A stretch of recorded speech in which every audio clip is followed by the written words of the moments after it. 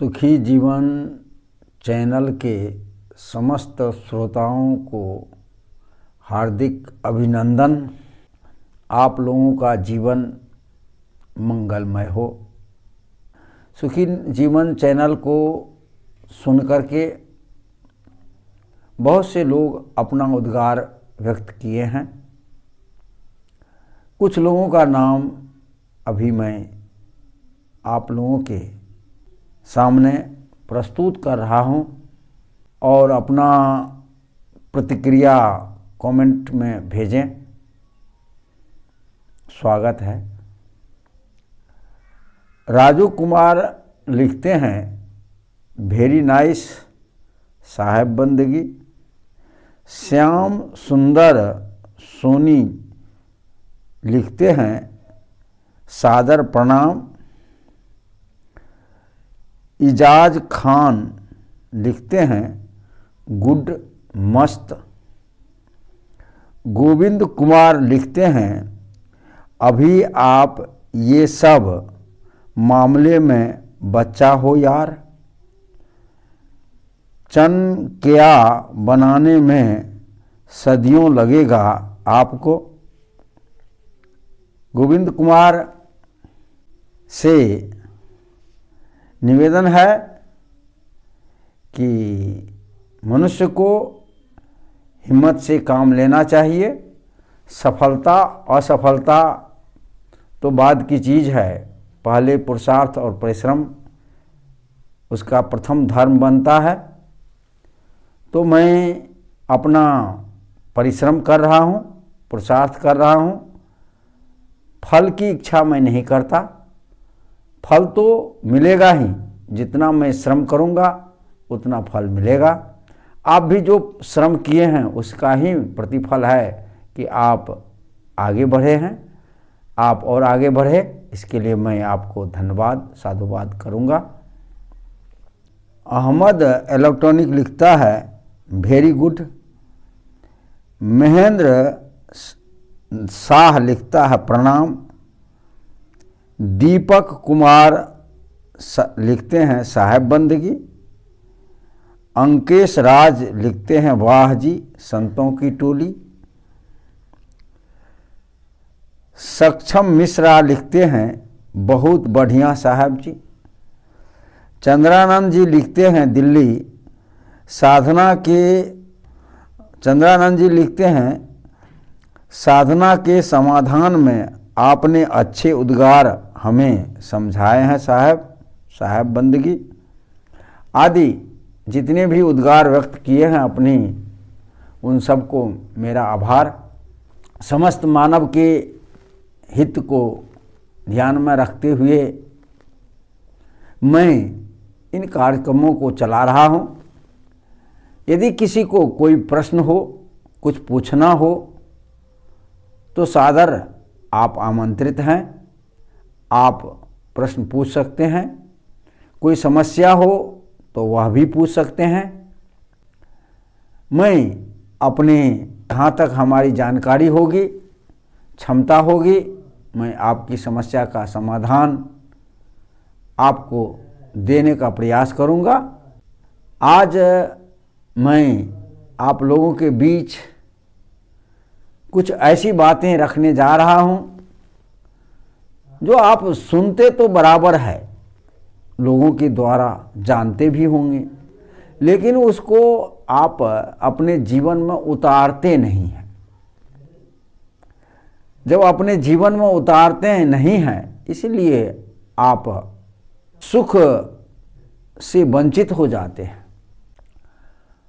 आज जो मैं बताने जा रहा हूँ वह यह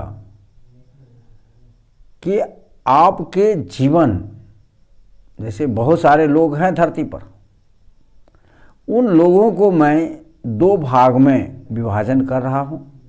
एक भाग प्रावलंबनवादी और पुरुषार्थवादी, दो तरह के लोग इस धरती पर हैं।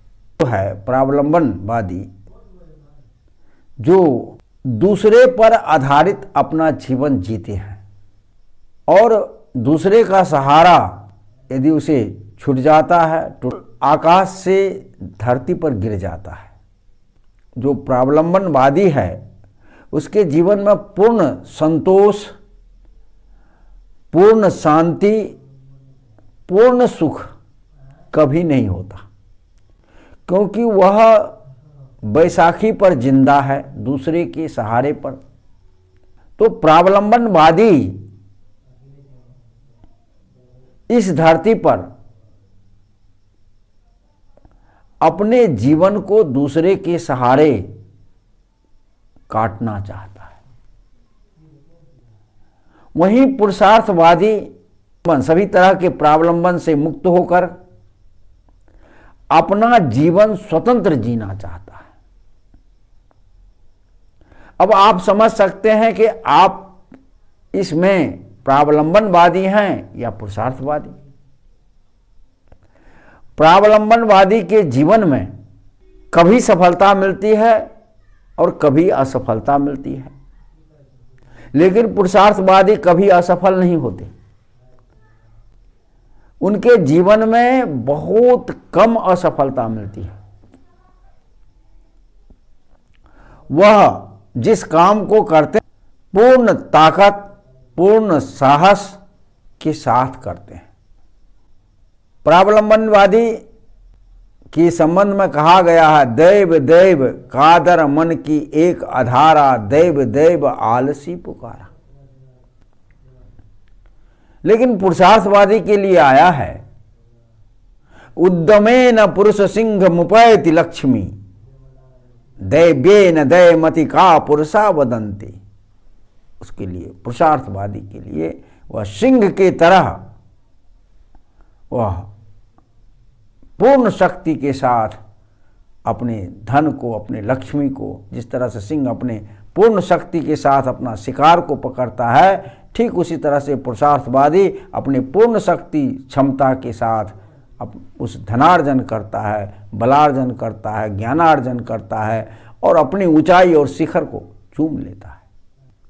इसलिए कबीर साहब ने कहा है कि करो बहिया बल आपनी छार वीरानी आस, जाके आंगन नदी बहे सोकस मरे प्यास।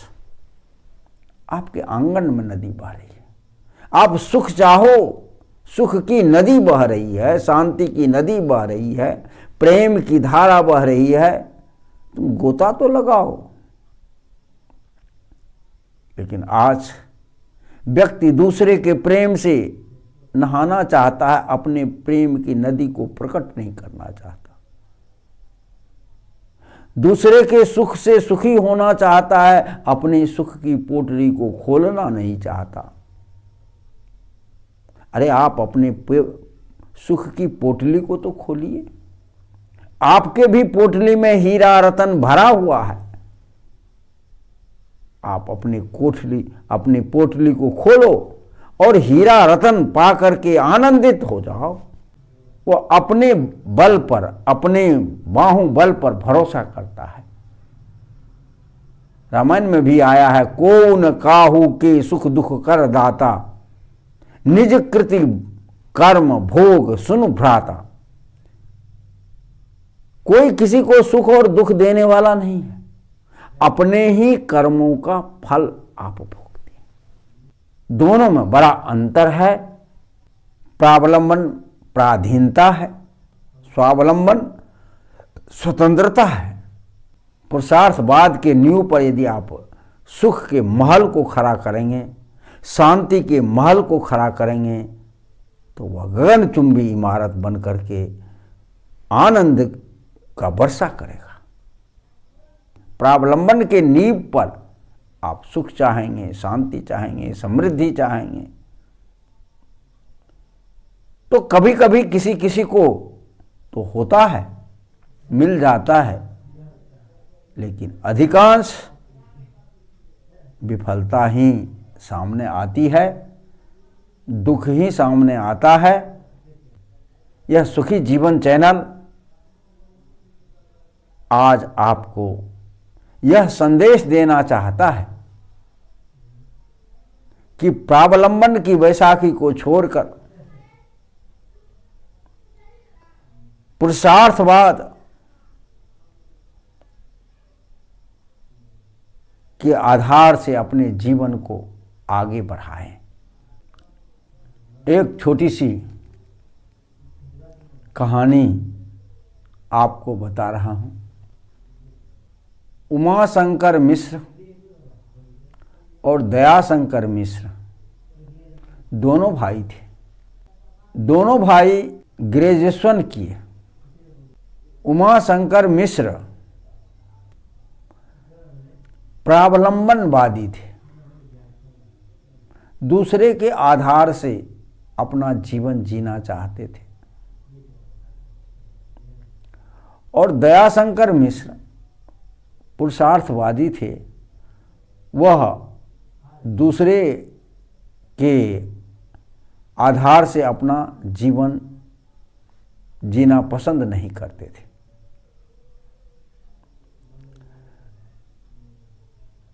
ग्रेजुएशन करने के बाद आप जैसा कि जानते हैं कि सब भाई जब बड़ा होता है तो शादी वगैरह हो जाती है, दोनों की पत्नियां आती है तो आपस में बनता नहीं है, दोनों अलग अलग हो गए। तो उनकी जजमानिका थी, जजमान होते हैं, जजमानिका तो आधा आधा दोनों भाई का होगा।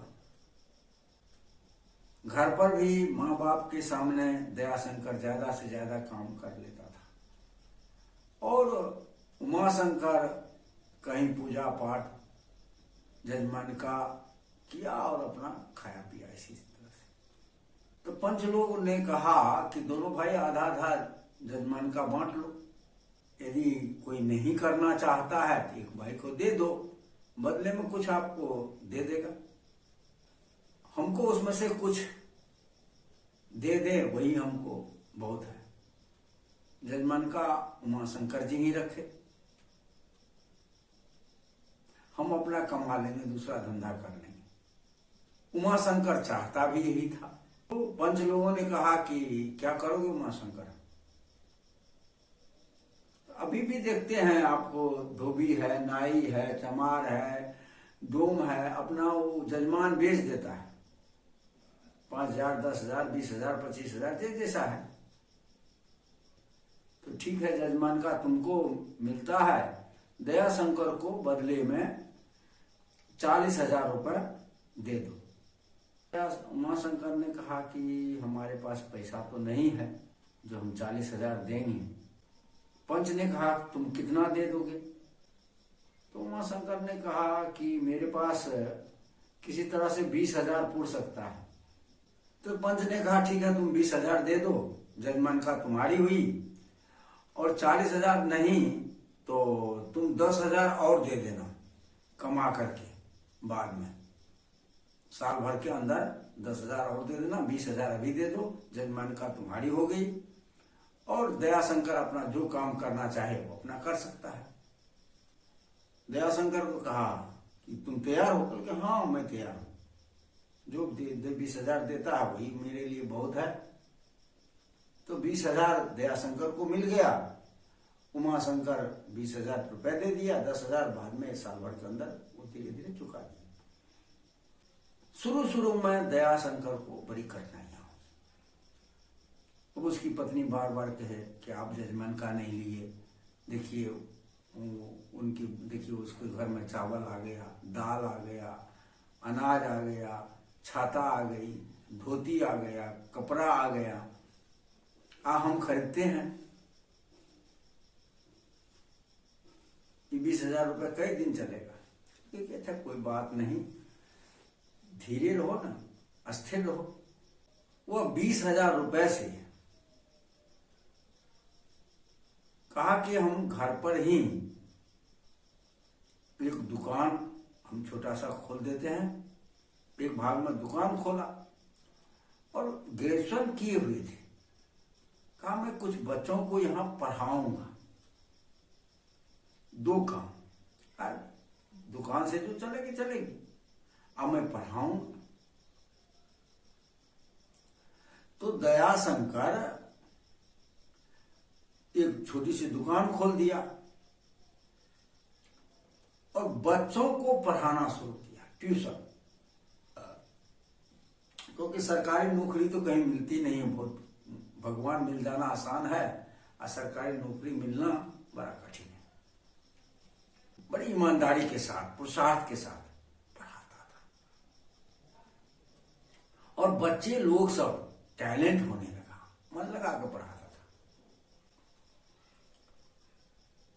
हाई स्कूल वाले को पढ़ाया, ज्यादातर 8, 9, 10 यही पढ़ाता था, क्योंकि ग्रेजुएशन किया हुआ था तो इसको पढ़ाने में बहुत आसानी था उसके लिए।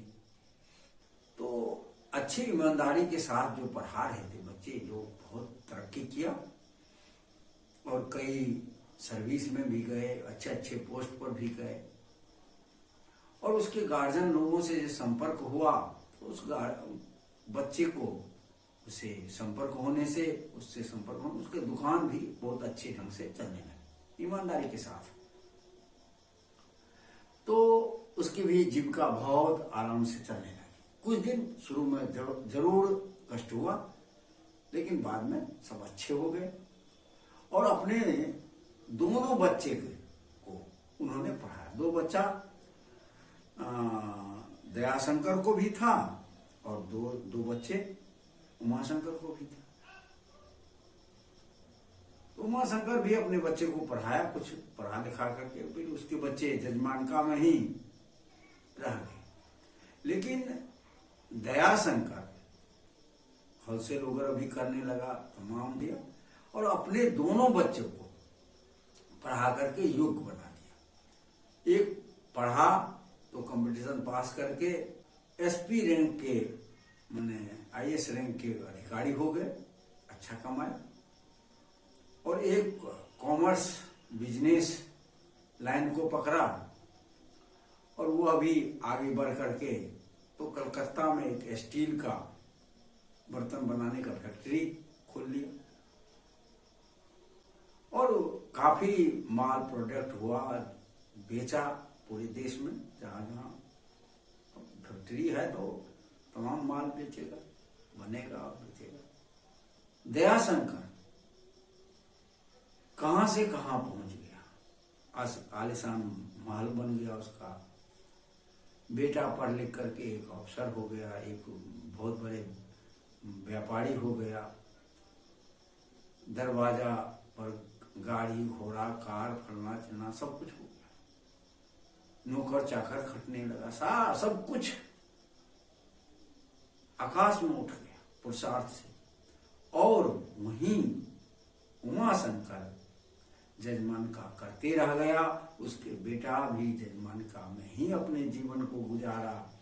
रोजी रोटी मिला अवश्य, लेकिन उतना ग्रोथ, उतना विकास, उतनी ऊंचाई नहीं छू सका।